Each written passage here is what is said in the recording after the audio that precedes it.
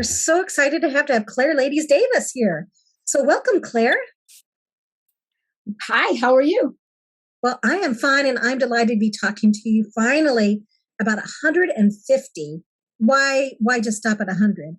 First words for kids. So show us your book that's just now coming out from Merriam-Webster Kids. Yay! Oh, yay!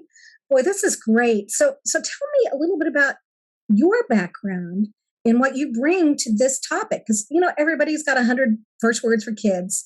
So what makes this one kind of special and different? So most of the people who've been writing these 100 first word books are children's book writers. I am a speech language pathologist. I specialize in the language of young children. I specialize in early intervention and have done for the past 11 years. And what I bring is that this is my field of study.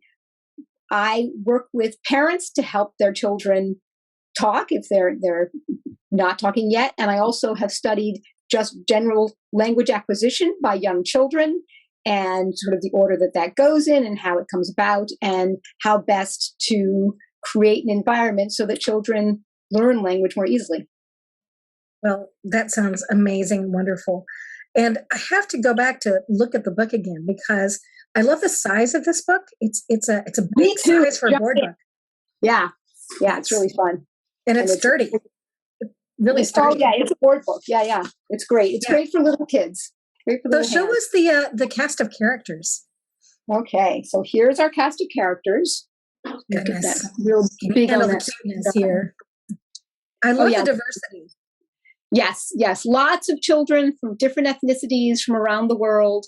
I wanted to make this so that every child could see him or herself and that it really represented the globe and also the everyday. There's a daycare down the street from me, and this is what the daycare class looks like. For sure. That's great. Now, one of the things that I love about this book, and the best books do for very young children, is that there are different levels at which it can be enjoyed and used. So can you walk us through a little bit about how this book is constructed and how it can be used at different ages? Absolutely. So the book is tactically aimed for sort of 6 months to 2 years. And so very young children, just, you give them a book and they just learn to flip the pages. And the parent names a few things that the child is looking at. It's just sort of an introduction to books in general. And then as children get a little bit older, they start to point at things, they start to notice and recognize what's going on. So at that point, the parent can start talking about what's happening. And in fact, the talking about is really the point of the book. And then these different routines in between, and I give the parents it's the parents who are talking, and they're using these very short phrases to describe what's going on during the day.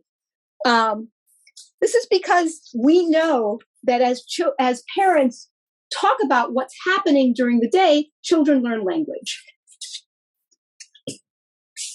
So it's just all very fun. And then so as the child gets a little bit older, even we can do, for example, search and find things. Like you can say, "Oh, a baby. Hey, she has a strawberry. Wait, where's the strawberry down here?" And then you can find the strawberry down here, which is right there. And not only for the things that are depicted, but also for whatever else is going on. Oh, there's a picture on the fridge. I mean, there's no picture on down here, but there's still a picture on the fridge. So it's still another piece of vocabulary. Right. So that's really fun. And then as children get even older, you can start to look at categories. So for example, let's find all the animals. And because animals aren't all they're not all in one room at your house. They're not all on one page in this book, but they are sprinkled throughout. So for example, if you say, let's find all the animals, and you've got a 2.5-year-old, that 2.5-year-old can look at the book and go, oh, lion. There's a lion. That's a picture. Here's a toy, giraffe, right? And then we can, and there's a fish, a live one, a fish, a pet. And there's a bear, and et cetera, throughout, so that we wind up seeing animals like pets. And then we wind up seeing animals later outside, like this dog walking along, or this bird flying, and at the playground where there are some more specific animals. So that's sort of fun to talk about. Let's find all the whatever, because that's a category. And that's another sort of language leap that children take, which is the ability to identify categories. So we can do it with animals. We could do it with the mommies, the babies, anything else, the plants. Yeah, food. The food, exactly. Another thing I really love about this is it's not just, it's visual literacy as well as spoken, as language, because you're showing the illustrations and they're seeing what they are actually, the photographs of the actual objects. So, right. So that's a wonderful way to help kids understand what representational. You probably have the right words for this. I don't. No, you're right. Sort of the ability to go from the drawing to the photograph, or from the photograph to the drawing. Yeah. This is a strawberry and this is a strawberry. Exactly. They're both the same thing, but in fact, they are actually different in the way we're representing them. Mm-hmm. Which I think is really cool.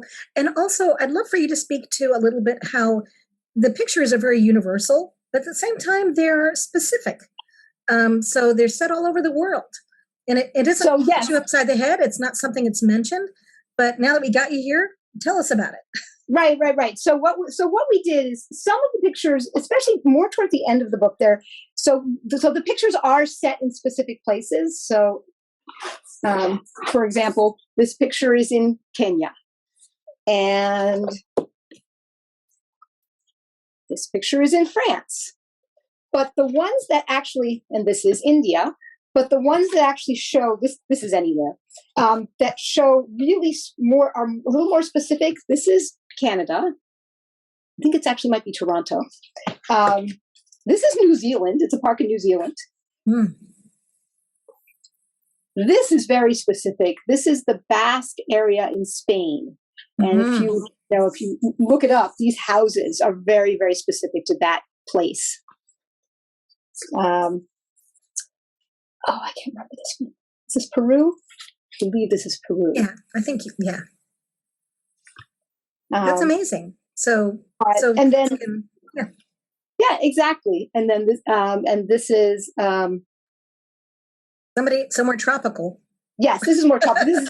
This is in the Caribbean. Sorry, the name is Richard, but this is in the Caribbean. Mm-hmm. And this is in Russia. So it's not, we don't state where those take place, because we're not trying to say this is what it looks like in this particular place. And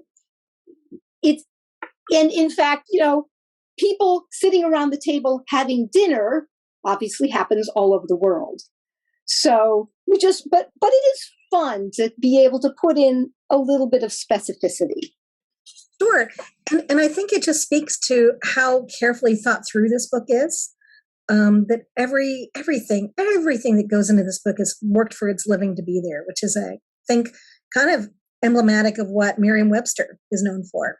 Yeah, that's known for excellence and thoroughness. Yeah, absolutely true. One of the other things that I like is that, so when I thought about the book, when I designed it, I designed it with the idea of having different types of pictures. So, for example, we have pictures like this. It's sort of just a single, almost a vignette. A vignette would be faded out on the edges, but sort of a vignette. And this one is an action sequence. Panels. Visual literacy. And then there's actually there's other kinds of action sequences. Where's this one? Here we go. This is a true action sequence where all these things happen in order. And then, so we have vignettes, action sequences, and then we have spreads. So the big spreads. And this is all, this is just fun because there's so much going on. There's so much to talk about. But then at the park is the next spread, but then you have another action sequence and then another vignette. So it makes it a kind of nice rhythm in the book. And by the end, you have 150 words. Oh, actually. And more than that, really. Yeah. A few more. Yeah. A few bonus words. We'll just say they're bonus words. Yeah. But I mean, I wanted to give parents just ways to talk about the day in very short phrases, because children do best when they hear the world described in a way that they can really grab onto and understand and learn from. So let's walk. Horns beep. Press the button. Cross the street. There's the park. Bike zoom past. Giant bus. You know. And that sounds like something that a kid would say too. Yeah. When they see that bus. Bus. Yeah. Yeah. Well, thank you so much, Claire, for giving us a quick tour of 150 words from around the world. And this is coming out from Merriam-Webster Kids this fall. So be sure to check it out. Be sure to check it out. Woohoo!